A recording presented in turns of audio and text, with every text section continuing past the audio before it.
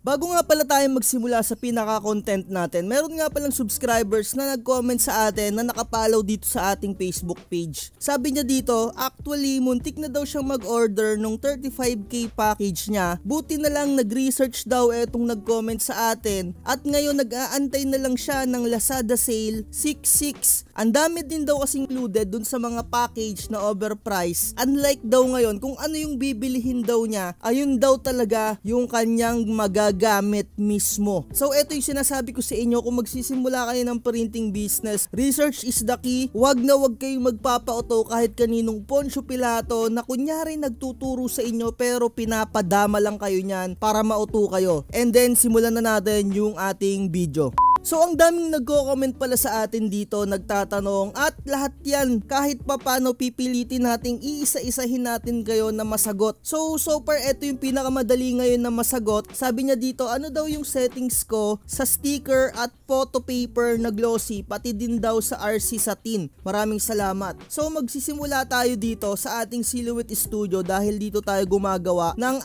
ating mga stickers. So tinatanong nga niya kung ano yung settings daw sa stickers. So ang ginagamit ko nga pala sa stickers, no, sa mga hindi nakakaalam, iTech Matte. Yan yung ginagamit natin. And then ginagamitan ko siya ng Phototop na Yasen na glossy. At kung gusto nyong mag-avail ng mga product na yan, ilalagay ko na lang sa description para hindi kayo makabili sa mga overpriced printing channel.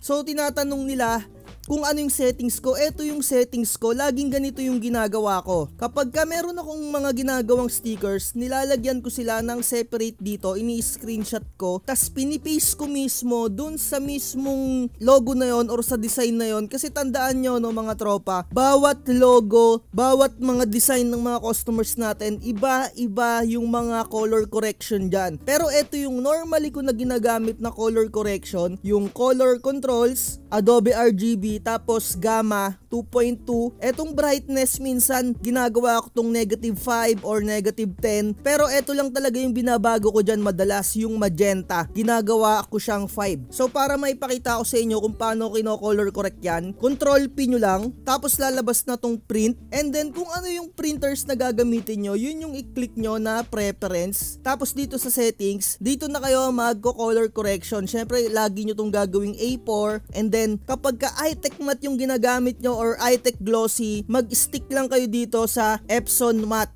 Ginagawa ko tong ultra glossy or premium glossy kapag meron akong color correction na kulay gray. Pero mostly ang lagi kong ginagamit dyan ay Epson Matte. Yan lang yung lagi kong ginagamit dyan kahit satin or glossy na iTech na vinyl sticker. At eto, ginagawa ko siyang high. So tandaan nyo, lagi lang ganito yung ginagamit ko, Epson Matte at quality high kapag pigment ink. So medyo may kabagalan nga lang talaga yung pagprint niya, pero syempre para sa akin napaka-importante ng quality yung inyong mga output. And then dito tinatanggal natin yung high speed. Dito sa costume, dito na tayo nagko-color correct. Dito sa scene correction, chine-check ko lang to.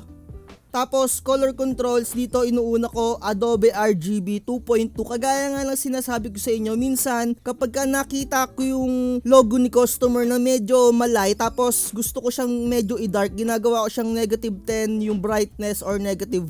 Pero mostly lagi lang ako dito na brightness 0, and then dinadagdagan ko lang to ng magenta. Ito yung lagi ko talaga na color correction kapag nagpiprint ako ng mga logo or mga sticker sa mga ganito, yung sa tingin ko naman na hindi siya magi-greenish. So ganyan lang talaga yung aking mga settings. So ginagawa ko dyan, ini-screenshotan ko to, tapos nilalagay ko siya dito sa pinaka-files niya mismo. Ayan, kung nakikita nyo, no, eto yan. Para sa next time na magpapaprint sa akin si customer, kasi yung mga customer nyo, hindi lang naman yan one time magpapaprint sa inyo eh. Kapag ka nagandahan yan sa inyo, kagaya nito, no, ilang beses na tong nagpagawa sa akin. Kaya para matandaan ko yung color correction ko sa kanya, nilalagay ko talaga dito yung files. So tandaan nyo, no, eto lagi yung ginagamit ko para sa mga sticker printing. Eto yung color correction ko, vinyl sticker, glossy, kahit ano pa man, satin, ganyan. So tandaan nyo, no, bawat brand ng ink merong mga color correction, at inuulit ko sa mga hindi nakakaalam, yung gamit ko ay Hansol Pigment Ink. I-try nyo rin tong mga ganitong settings kung gagana sa inyong mga kuyi, kasi ang gamit ko Hansol. Sa mga hindi nakakaalam, yung Kuyi na brand, dumudulas yan sa glossy na sticker. Sa pagkakaalam ko, no, hindi ko lang alam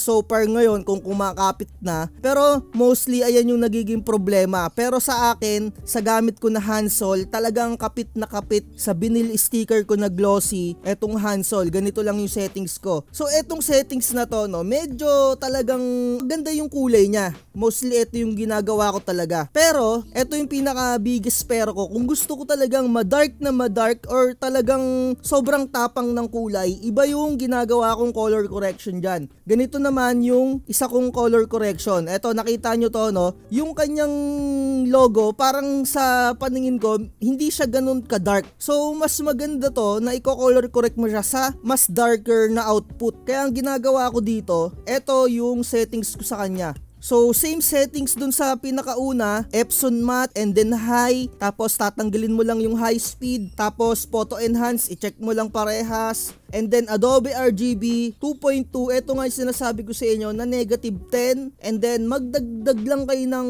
5 sa contrast and saturation. Sa cyan, magdagdag kayo ng 10, magenta 18, yellow 7. Talagang medyo madark yung output niya, pero napakaganda. Hindi naman siya ganun ka-dark kasi nga etong Hansol, etong nagustuhan ko sa kanya, hindi siya ganun katapang yung kulay niya. Unlike sa Kuyi, sa pagkakaintindi ko, sa pagkakatingin ko, gamit yung mga mata ko, sa Kuyi na ink, medyo matapang or talagang dark na dark. Ito yung nagustuhan ko nga sa Hansol, hindi siya ganun ka-dark. Kaya dito, nag-ahabol tayo ng mga color correction. Ito yung nakita ko na magandang pang color correct. So, itry nyo rin to kung gagana sa inyo. So, ito, hindi ako yung nakadiscover na ito, no?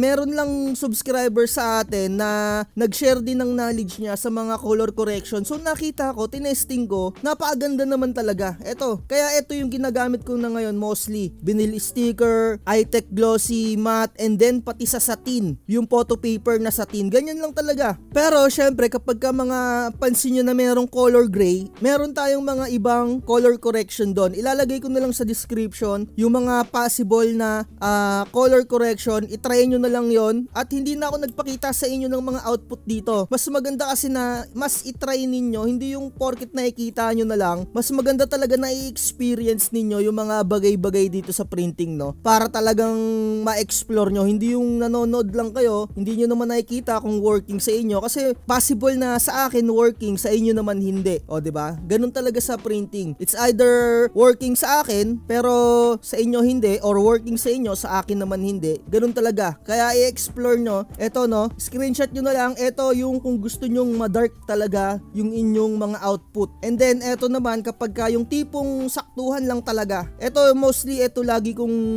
ginagamit eh. So, tandaan nyo, no, the more na mas tinataasan nyo yung mga color correction nyo dito, the more na mas malakas yung maibubuga nung inyong mga printer head, or mas the more na mabilis mo consume yung inyong mga ink dahil dito sa mga color correction. Syempre, logic lang din naman eh. Tinaasan mo yung value ng ink niya, yung kulay niya, syempre, the more na mas mabilis ma-drain yung kanyang kulay. 'Di ba? Ganun lang, logic lang naman yun eh. So, sa mga gumagamit ng mga print pub, ayan, mas mabilis din ninyong nauubos yung inyong mga ink kasi napakalakas mag-consume ng print pub. Kasi isipin nyo yung parang pinaka-output niya, tinotodo niya ng super high quality. Syempre mas malakas yung buga ng ink nun, or mas mabilis mag-drain. Gano'n, mapapansin nyo, mabilis mag-drain yung inyong mga ink kapag gumagamit kayo ng print pub. Ako hindi gumagamit ng print pub, na babadrip kasi ko dun. Naghahang yung PC ko. Kaya hindi ako gumagamit ng print pub na yan. Inaral ko na lang talaga itong mga color correction. And then mayroon naman talagang mga mababait na mga followers, subscribers na nag-share. And then siguro sa mga susunod, i-share ko sa inyo yung color correction naman kapag ka hindi nyo mapalabas yung super dark blue. Yung dark blue kasi kapag ka pinrint out mo yon sa mga color correction, iba yung lumalabas sa kanya, nagiging kulay itim. So ayun, medyo in-explore ko. I-share ko na lang din sa inyo yun sa mga next video. Like, share, and subscribe. Dito na natin tatapusin yung video na to. Sana natutunan nyo yung simpleng color correction sa mga pagpiprint dyan kapag gumagamit kayo ng pigment ink. Bye-bye. Tandaan, huwag magpapauto kay Idol Rapi. Research is the key. Chill lang, relax, ngiti. Chill lang, relax, ngiti, ngiti, ngiti. Chill lang, relax, ngiti. tracks today. Chill lang, relax, ngiti.